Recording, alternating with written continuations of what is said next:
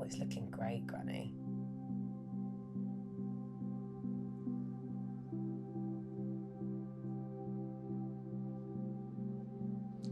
Did you enjoy makeup when you were younger, Granny? Did you wear a lot of it? Who doesn't? Me?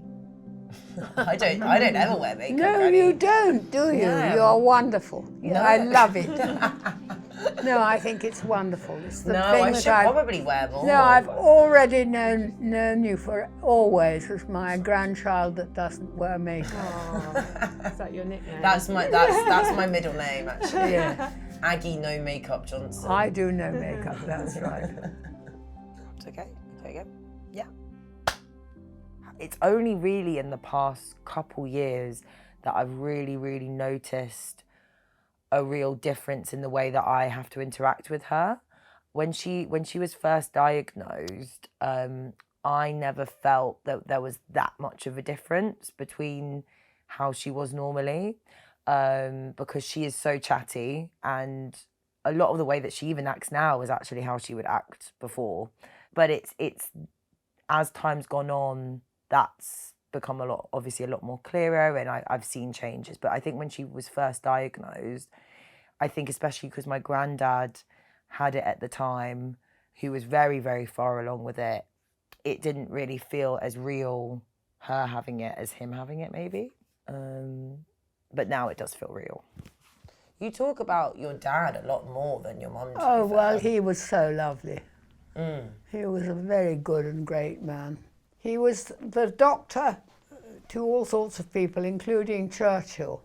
And he suddenly got a call at home one day. Who is that? I'm retired. Yes, it's Winston, Tommy. Can you come and see me? So my father turned up. There was Churchill sitting up in bed, who said, "Hello, Tommy, how are you?" He said, if they've got any advice for me, do give it me now. So my father gave him those 2 bits of advice. Well, if you drink and smoke a bit less, you'll probably last longer. Well, do you remember, Granny? Obviously, Grandad had dementia. Yes. And that was very difficult. Yes. And he... Oh, yes, then the doctor came. And he used to drop by on his bike on his way home and say, "How are you both?" And there came a point when he said, "I don't think Paul is going to last for more than a matter of days, weeks." But so you felt it was the right thing at the time that when he died? Because he wasn't speaking, was he? I felt absolutely certain it was the right thing. He wasn't able to speak, he wasn't able to move. He hadn't been able to do anything or express his desires except to see people for years. So it was very nice to see him fade away so easily. And how was it seeing Grandad kind of deteriorate, or Paul deteriorate in that way, Granny? Do you remember? I couldn't do anything about it really, except do what he wanted. And what he often wanted was just to see someone for the first or last time. You know, he liked seeing people he remembered in name, especially. He liked people whose books he'd read or whose music he'd heard or something, you know. I mean, I suppose his big treat would have been for me to say, "And who's come to see you today?" "Ah, it's Mr. Beethoven," you know. That's what he would have liked. But then there was a point where I think the doctor, I don't know which doctor it would have been, but they said to you, Granny, that you kind of had what Grandad had. Dementia, yes. So do you remember when you were told that at all? I think the GP, who was half retired by then, just said, "Well, you've both got dementia. And you may have to get some proper sort of semi-official kind of care, medical care." So we did. And that's gone on ever since. Oh, that's my rather dad. nice. Yes, that's your dad. That funny. is rather a good one. That's Daniel, who's now a distinguished entrepreneur. What is he? No, he's a Luke. journalist, really. Yeah, he's a journalist. My dad's a journalist. My first thoughts were, of course, deep sadness and concern. But then I very quickly realised that since my father, your grandfather, her husband, had already been diagnosed a couple of years earlier, we knew that it wasn't the end of everything, you know, that you can live with dementia and still have a good quality of life. So I quite quickly began to look on the bright side and see what we could do to make Granny's life as good as it could be and make sure she was living her best life. My biggest fear, and that's kind of grown as time's gone on, is being able to lose the ability to have those conversations with her.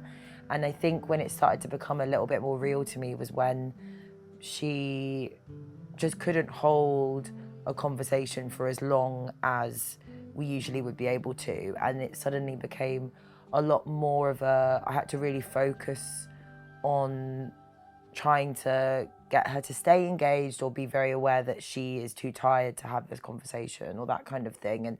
And starting to notice little patterns of behaviour or when she would speak of when I could start noticing that she was getting too tired.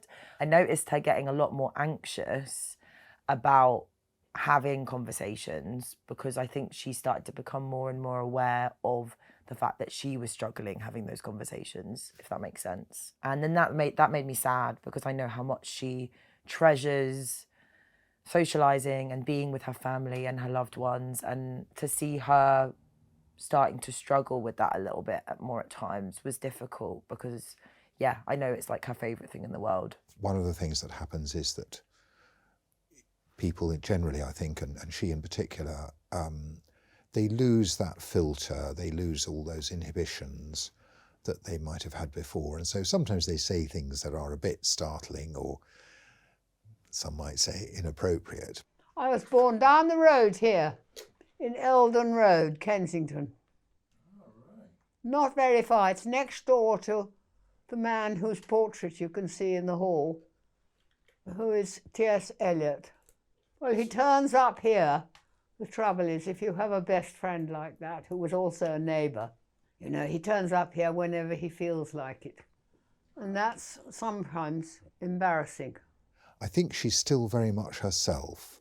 She may now sometimes lose the thread or get a bit confused or muddled, but you can tell it's still the same person underneath. And I wouldn't say it's a complete personality change. It's perhaps just she's more herself than she ever was before, because she doesn't really worry about what anybody thinks of her. Oh, Daniel, how nice of you to come. That's all right, Mum. No, darling, what are we doing? I don't know. Well, we're going It's shopping. gone. Going to see all your favourite shops. I don't know which they are. Well, when we get there, you will. Hope so. Here she is. Ah. Hello. Hello, Harry. Oh, good to see you. Welcome and called me yesterday. You were warned. You warned me yesterday that somebody's coming to see me. Somebody just told me. Good luck to you. Oh. When everything is finished, let me know. I can have a look at it. Yes, Okay, then. absolutely, Thank you very much. definitely. Well, you're marvellous at always getting the newspaper she wants. Yeah. Whenever she wants yesterday's paper or something, you always find it. Okay. Yes, Okay. all right, I darling. want you Thank to go and see Eric. Where is Eric? He's there. He's waiting for you.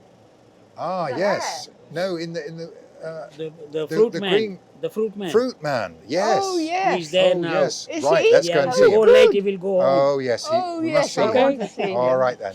So nice Thank to you. see Thank you you. very much. Yeah, thank you. I'll come again very soon. Anytime, the door Thank is you. open for you. Thank Thank you. Hello. Hello, hi. I'm very well. Nice to see you.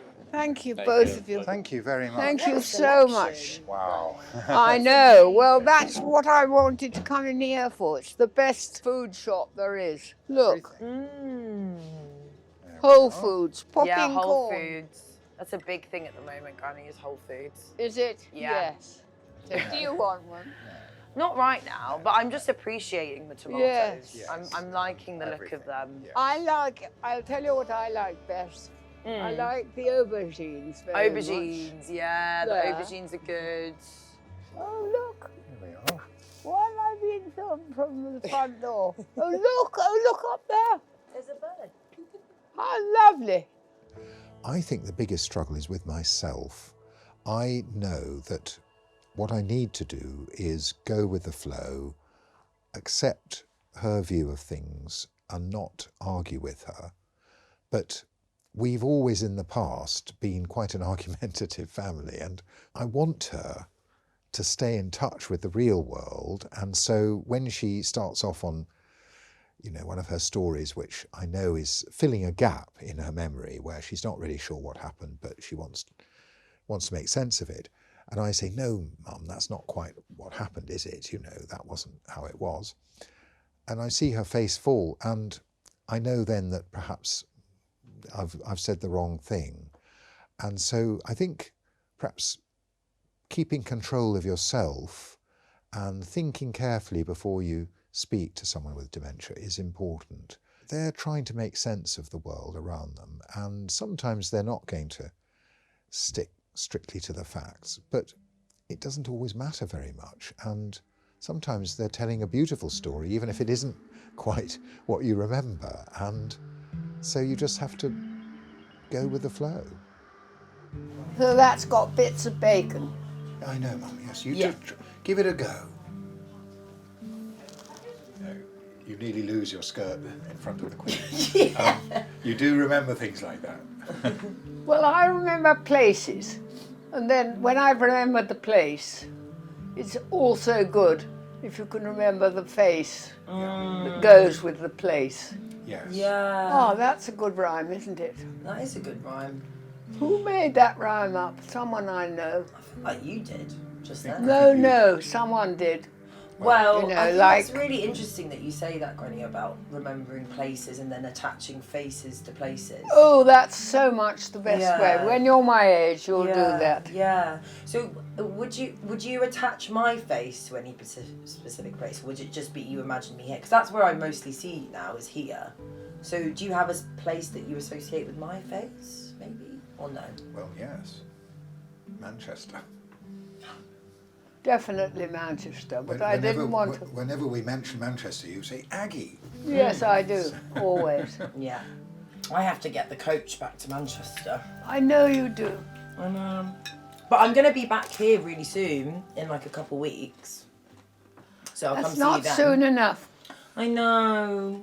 Nothing's ever soon enough. I know. But do you know what? Time flies. Time really does fly. Do you not think? It goes pretty quickly. Depends where you are. That's true. That's true. If you're in a place you like, or if you're at home, it definitely flies. I don't know. It feels like it's flied for me. I turned 27 recently, Granny. You didn't. Yeah. You look about 15. She used to pick me up from school quite a lot.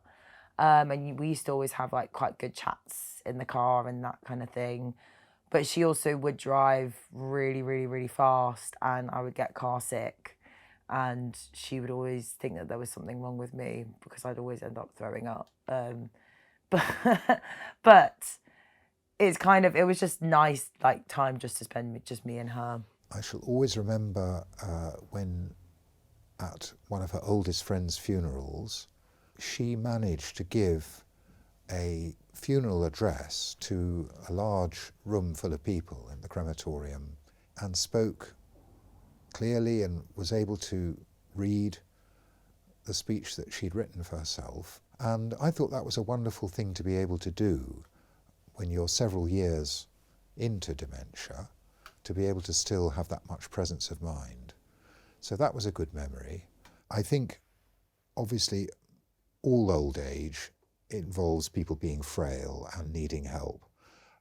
Dementia is a particular kind of helplessness, you know, where you need even more kindness and patience and long suffering. But if it happens, I know I will be able to accept it because of what I've been through caring for my mother. For my father, it was something he didn't like to talk about. I'm not sure he completely understood it, but it was something that had happened to both his sisters, and it was a time of silence and being a bit withdrawn most of the time. Whereas I think with my mother, it's been in some ways a liberation, because she lives so much in the present now. It's not so much the past, and certainly not the future. She doesn't worry about what's going to happen next. She just enjoys every minute as it comes.